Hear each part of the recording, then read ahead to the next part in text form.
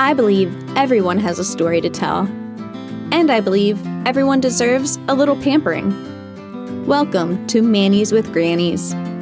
I'm your host, Tiffany Marino. Join me while I sit down with a woman over 70 and get to know her while giving her a manicure. Welcome to this episode of Mannies with Grannies. I'm here in the home of Betty. Betty, thank you for having me here today. You're welcome. Good day out. Thank you. We can take your hands out of here to start. Just dry your hands off. What color would you like to choose today? I think maybe just like a natural. That's actually one of my favorite ones. That's usually what I wear, not something so bright. I used to have my nails done, but COVID, when that came in, that stopped me, and I just never went back to have it done. How long have you lived here? It'll be 6 years in September. How do you like it here? It's really nice, but it makes you lazy because there's nothing to do. At home, there's always something to keep you busy. And if I don't have anything to do, you sit in a chair and then watch TV and doze off. I don't like to do that, but there isn't anything to do. So what do you do to keep busy? Well, I do that diamond art or read magazines, the paper, and time goes by fast. How did you end up moving here? My husband kept falling, and my son lives up here, and he says, Mom, you better think of coming up, because I'm from Pittsburgh. And it was too far, he said, for us to keep running down. Every time he would fall or end up in a hospital, and he said, why don't you think of selling? Well, we lived there for about 50-some years. It was hard to make a decision. So like I said, I'm from Pittsburgh, and my son has been up here.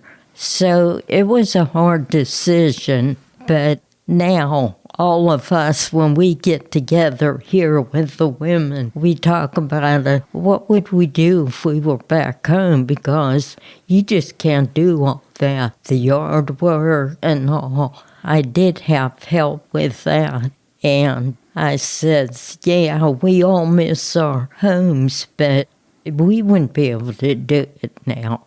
So we ended up coming up here. I wanted a small house, but he said, Mom, you're not going to find a small house here. They're all older and big. So they start looking for the homes, and he found this. This was the third time I moved from apartment. When my husband got bad, they put him in the home, and he was there for about 4 years. The apartment that we had was too big for just me. I know I didn't need 2 rooms, so I moved upstairs. I was there for about 4 years. And then with the elevator not working, they moved everyone down here. I like this room because I've seen it before, and it was empty, luckily. So I got this. I said, I think I'll stay here. I'm not going to move back upstairs. My husband, with being over at the home, he wasn't coming back. And he just passed away January 1st of this year. And that kind of,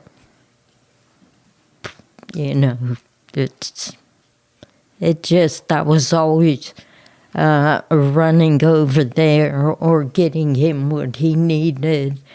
And he was getting worse. So then, like I said, with them moving all of us down here, I said, well, I don't think I'm going back upstairs. I think I'll keep his room. What was your husband's name? Jim. How long were you and Jim married? 62 years. Wow. Congratulations. Thank you. I'm sorry he's no longer with us. Thank you. How are you handling it? Well, I'm okay now, but it took a while to get over it and realizing I won't have to go to the home and visit him. It was a shock, and it wasn't because we knew he was going downhill. But it's still hard to take in. It's hard. How did you and Jim meet? We met dancing back in Pittsburgh. At that time, I had a birthstone on my left hand. He was there with his cousins. I was there, 2 of my friends. 3 of us went dancing. His one cousin said to him, I think she's engaged. You better watch her, you know. And he had mentioned about the ring. I said, oh no, that's my birthstone. I just wore it on my left hand. And so that settled that he thought I was engaged. You made sure to set the record straight. Right, yeah. How old were you? I must have been about 17, 18. We got married at 23, and then I had my first boy at 24, and my second boy at 28. And then he was working for Duquesne Light Electric Company. Of course, we just stayed there. More of my family was around there. His family was too. So I didn't know too much about Warren until my son moved up for his job. He's been up here, I guess about 20 years. Can you tell me about your wedding day? We got married November 19, 1960. It was a beautiful day. I only had 2 bridesmaids, but we had a big wedding. Of course, a big hall we rented near us. It was a real nice day in November. Did your father walk you down the aisle? He wasn't feeling well. He went to the wedding, but my brother walked me down. So I missed that, but he was able to go, but he wasn't feeling all that well. But it was a nice day. How many brothers and sisters did you have growing up? I had 1 brother, 4 sisters. Did everybody get along? Oh, yeah. They're all gone. I'm the only one left now. How does that feel? It's sad. I just felt like I had no one to call, talk to, and to complain to. That was hard to get used to. And my sister-in-law's gone, and all my sisters and brother-in-laws are gone. It's sad when you feel like you're all alone. What do you do to... Just keep busy and getting involved and start doing different things and just realizing I can't get a hold of anybody now. But it's like, who do you talk to? Who do you complain to? It's awful. What is your age? 86. How does it feel to be 86? Well, so far so good. I can still get around and do what I want to do. I still drive. I don't know too many areas around here yet. I probably won't either. But as long as I can get to Walmart, I'll be okay. I don't go very far. My 2 grandchildren, one of them is in Newcastle. I wouldn't drive that far. But my other granddaughter is in Warren, so she's close. It's like a different world, you know. It just changes so. I have nieces, but they're not close either. They're from back home. I don't get to see them very often. But good thing for phones. Can at least talk to them. What's something you want younger people to know about getting older? Well, it's hard to say. I always said, what's the sense of living if you can't enjoy any of it, or you're just cooped up and can't do anything on your own. As long as you're feeling well and able to do what you want to do, that's fine, because you could always still do it. But if you're tied up, have some kind of handicap, that's sad. But you have to take what's coming your way. You and Jim were married for 62 years? Correct. What do you think is the key to a long marriage? Trying to agree with one another, and sometimes you have to give in when you don't want to. Sometimes it's hard, but it works. What were some things you and Jim like to do with each other? Oh, we did a lot of traveling.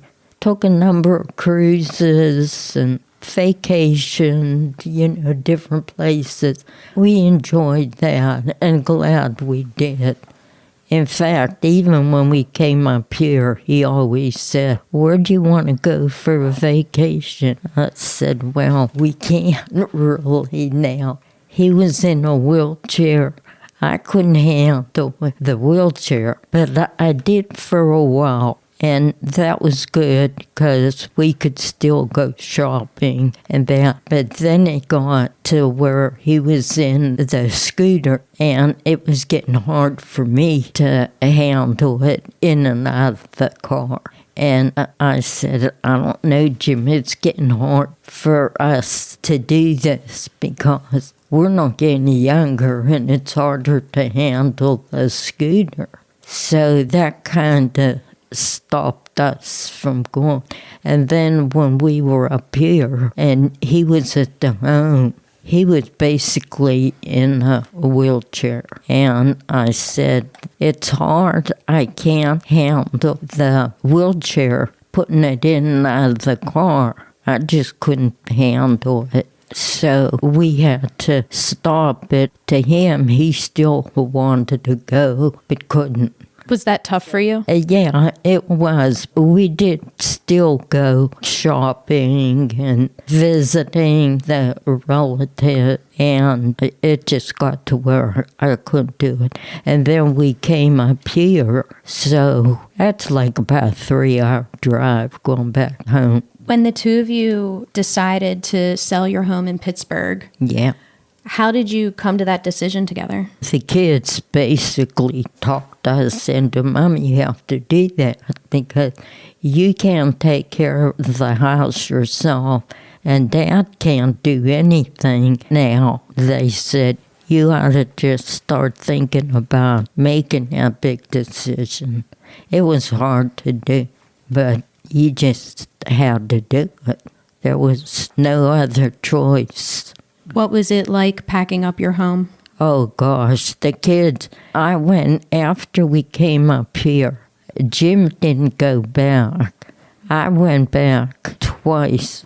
I would have liked to have gone back one more time to check out the place. But they said, "Oh, we'll go back, Mom. We'll take care of everything." They took what they wanted and whatever. I know they had a dumpster in the driveway and a lot of it just went in a dumpster, but they didn't want me going back anymore. And they kind of took me out real fast so I wouldn't cry. But it was hard. I understand it's hard, and I think about that. I do, about all the things I have in my house and Yeah. What's going to happen. And Yeah. is there anything you think could have made it easier? Not when he wasn't feeling good and he would just sit in the house. I had help with the yard work. Well, it got to a point where I had help with everything. Like I was getting my windows washed already. Had someone do them. And this girl that I had, she was, of course, younger. She was very good at doing anything I needed done. She would do. And then when Jim wasn't feeling well, I used to have a caregiver come, and she would do a lot of things that I couldn't do for him. It was like we just needed more help with everything. And I thought, well, maybe it is time to make a move and do what my boy's trying to tell me to do. It worked out, but just like everyone else here, we still talk about our house and our friends back home. When you live in a place so long,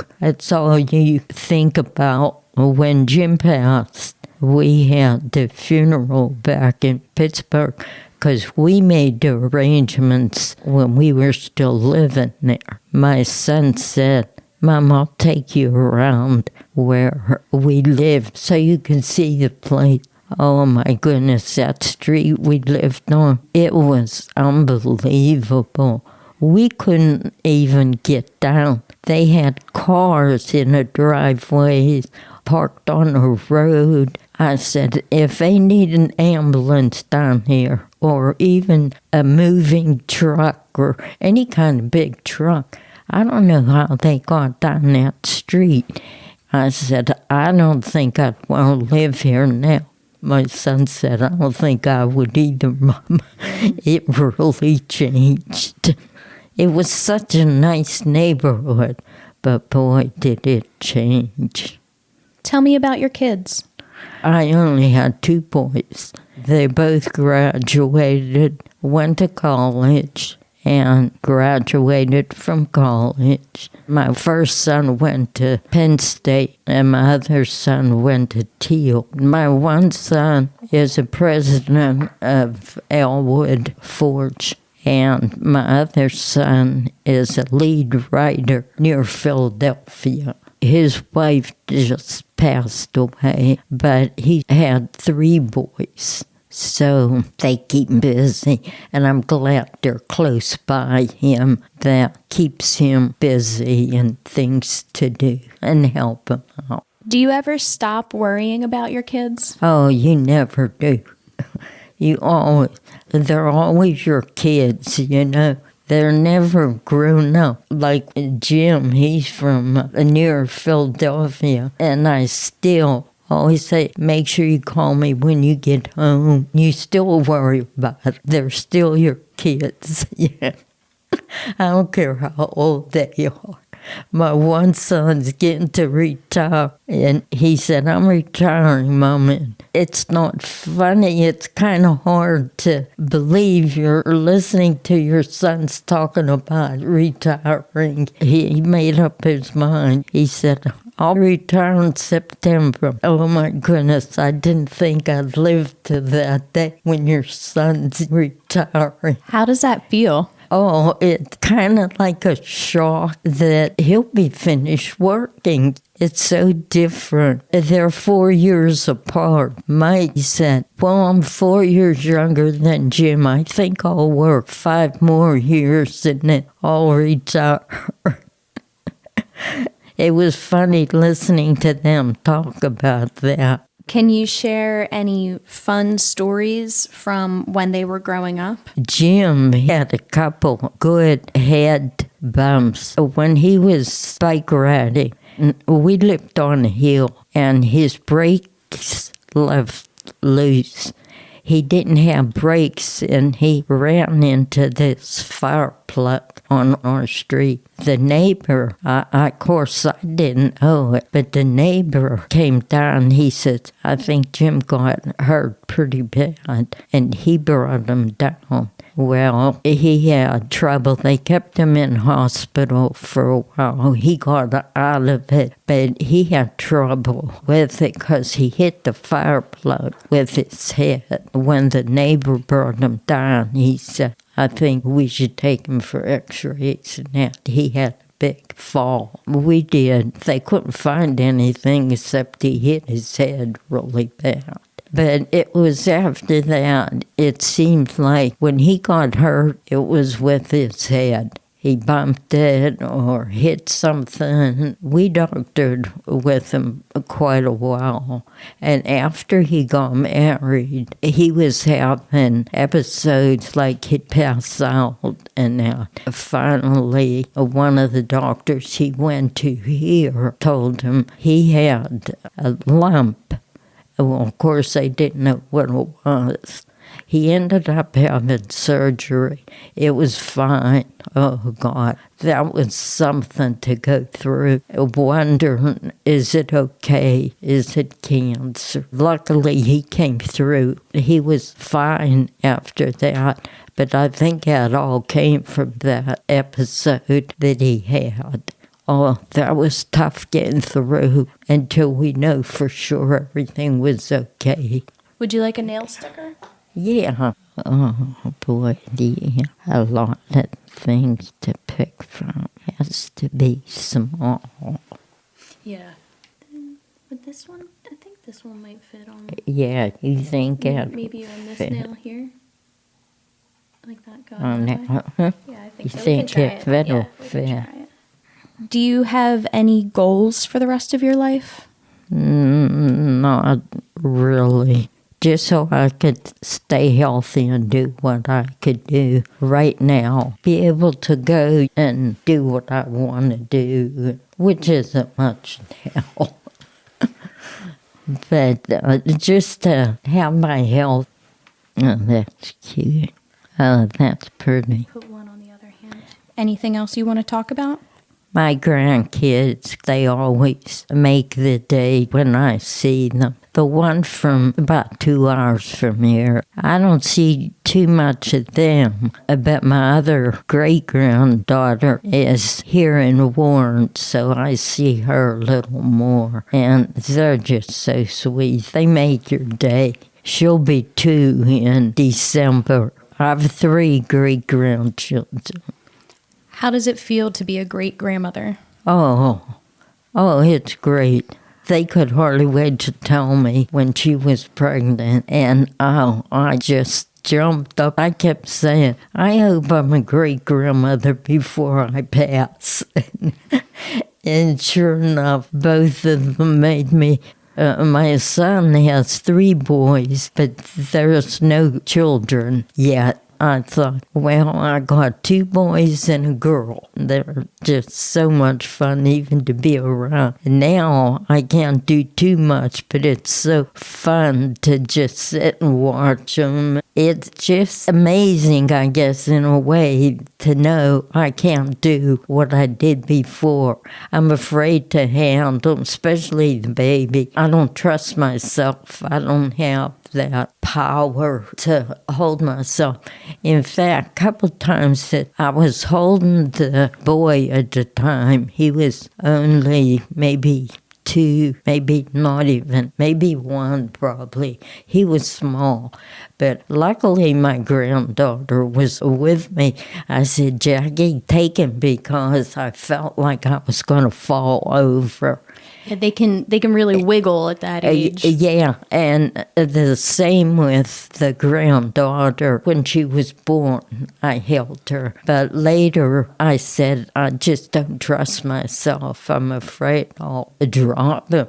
I'd love to cuddle them, but I just can't do it anymore. So you said that you really wanted to become a great-grandmother. Oh, I did badly. What did that mean to you? Oh, it meant the world. I said, to be a great-grandma, I said, at least 1. I said, I got to be 3 times, you know. So that made a big difference to me. It just lifts you, you know. I see you're getting emotional. Oh, I'm real emotional. Your family means a lot to you. Oh, yeah, yeah.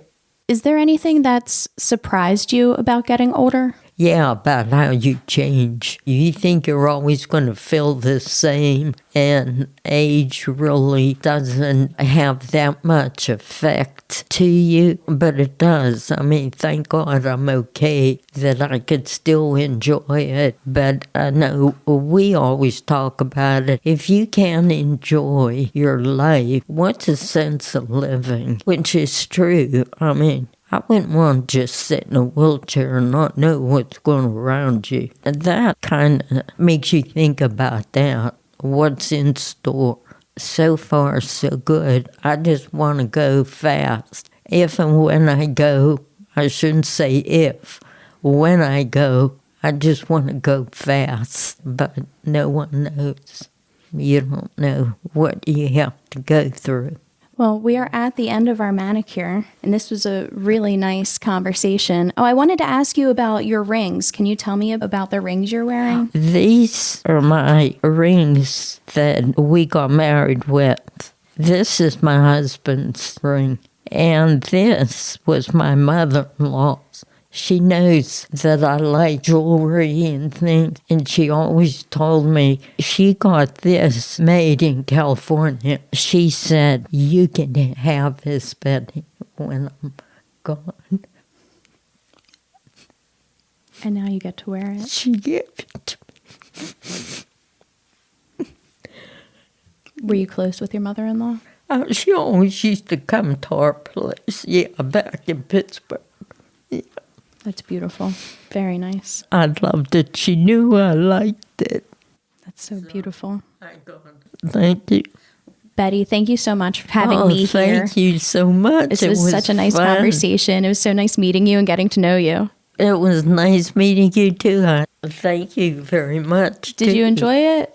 Oh, I loved it. What do you think of your nails? You did well with what I had. Thank you. When Barb says about getting a manicure, I said, Barb, I don't have any nails. I said, what am I going to get? Oh, yeah, you're going to like it, she said. They look nice. Yeah, but this was great. Yeah. This was fantastic. Thank you so much for having me in your home today. And this was a really fun episode of Manny's with Grannies. Thank you. Thank you for listening to Manny's with Grannies. I hope you enjoyed learning about someone else, and maybe even learned a little about yourself.